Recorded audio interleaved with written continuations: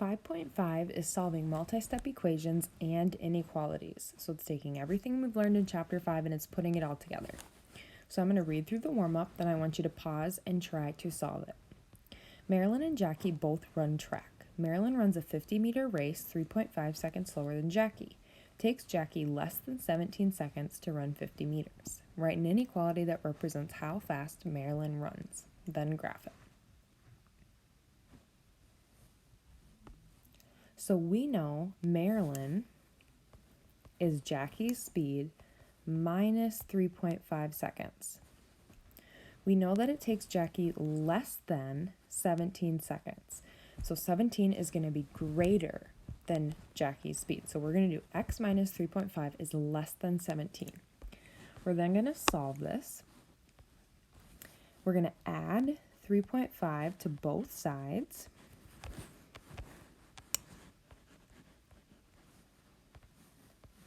And we're going to be left with x is less than 20.5. So we know Marilyn's speed is less than 20.5 seconds. Then we are going to graph the solution. So I'm going to put 20.5, and we're going to do 2 marks on both sides. So I'm going to do 21.5, 22.5, 19.5, and 18.5. So I'm going to put an open circle above 20.5, and I am going to draw my arrow to the left since x is less than 20.5. All right, just a reminder, the algebra O order of operations is we first add up, then we distribute, then we combine like terms, then we get variables on one side, then we solve, we get rid of the constant, then the coefficient. So, some examples. 3n minus 40 plus 2n equals 15. First thing we're going to do is we're going to add up. Second thing we're going to do is distribute. Can't distribute here. So then we're going to move on to combine like terms on both sides. So I'm going to combine this 3n and 2n, which is going to give me 5n plus negative 40 equals 15. I need to get n by itself, so I'm going to add 40 to both sides. I'm left with 5n equals 55. I'm then going to divide both sides by 5 to get n by itself. I'm left with n equals 11.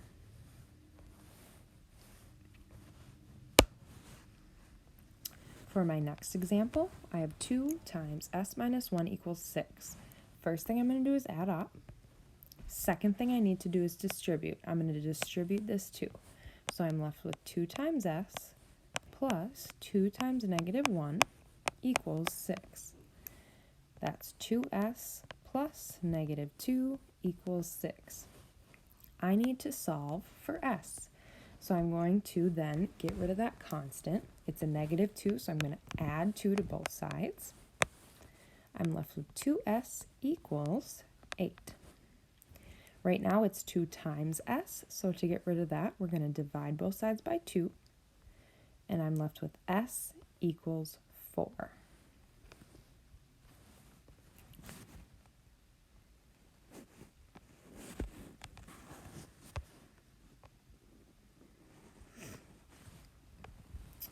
All right, same thing with inequality. We're going to follow those same steps. So first thing is add up. Second thing is distribute.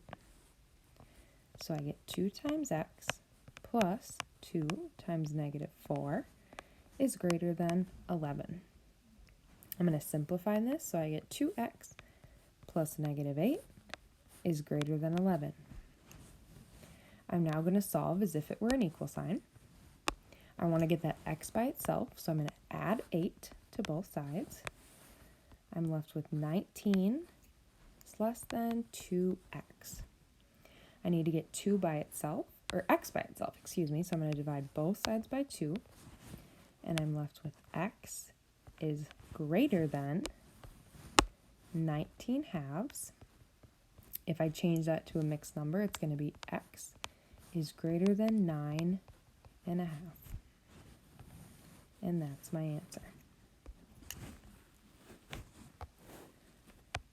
I want you to try this one on your paper. So pause the iPad, try it on your paper. Make sure you are following all those steps. So start with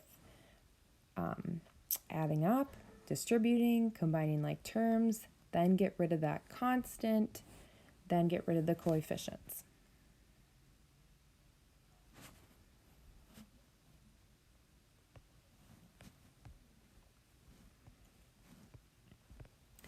All right, let's practice another one together. First thing we're going to do is add up. Then we're going to distribute. We have to distribute on both sides. So we're going to get 6 times b plus 6 times negative 2 equals, then I have to distribute over here, 2 times 2b plus 2 times 8. I'm going to simplify and I get 6b plus negative 2b equals 4b plus 16. Oops, and I already made a mistake. I thought that was a 6. Excuse me, I thought it was a b. So 6 times negative 2 is negative 12. I am then going to get all the b's on one side, so I'm going to subtract 4b from both sides.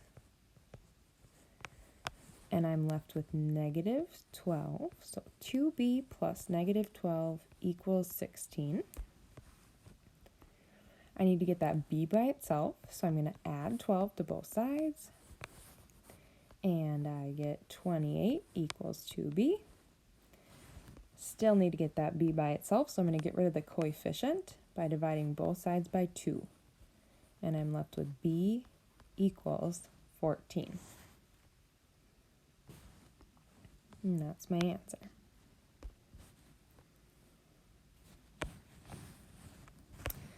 All right, the Carlton Company budgeted $1,825 for a banquet. The cost of the facility is $225. How much can the company spend per guest on food if there is a $3 charge per guest for the linens and there are 80 guests coming to the banquet? So we need to write an equation. On one side, we're going to have the party cost. So 1,825 equals, then we're going to have the facility cost, which is $225. Then we're going to add the number of guests, which is 80, times the cost per guest. So times C. So then we're going to plug in even more information.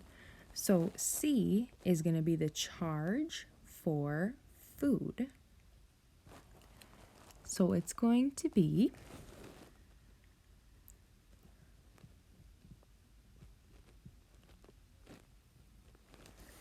$80 times x plus 3. So the x plus 3 is going to be the food plus the linens. Then we have plus 225, which is the room cost, plus 1,825. And now I want you to go through and I want you to solve this problem to find how much the company can spend per guest on food.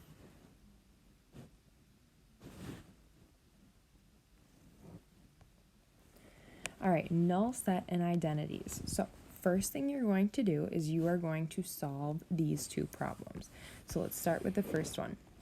You're going to add up, then you're going to distribute. So you have 12x, I'll write that out, 3 times 4x plus 3 times negative 2 plus 15 equals 12x plus 9. You get 12x plus negative 6 plus 15 equals 12x plus 9. I then am going to combine those like terms on both sides, so I'm left with 12x equals, 12x plus 9 equals 12x plus 9. Well, I need to get my x's by itself. So I'm going to subtract 12x from both sides, but I'm left with then 9 equals 9. When our equations equal the same thing on both sides, we call that an identity. It's always true. 9 is always going to equal 9. Our next problem, we're going to add off where we can. We're going to distribute. So we get 7y plus negative 8 equals 3 times 2y plus 3 times 4 plus y. So I get 7y plus negative 8 equals 6y plus 12 plus y. I'm then going to combine my like terms on both sides. So I get 7y plus negative 8 equals 7y plus 12. Well, I need to get all my y's on one side, so I'm going to subtract 7y from both sides. And I'm left with 8 equals 12. Well, 8 does not equal 12, so we call that a null set. It's never true. You can write that like this or like this. It's a null set, never true. 8 does never equals 12. All right, your homework is below, so pause the iPad, write it down, and you should be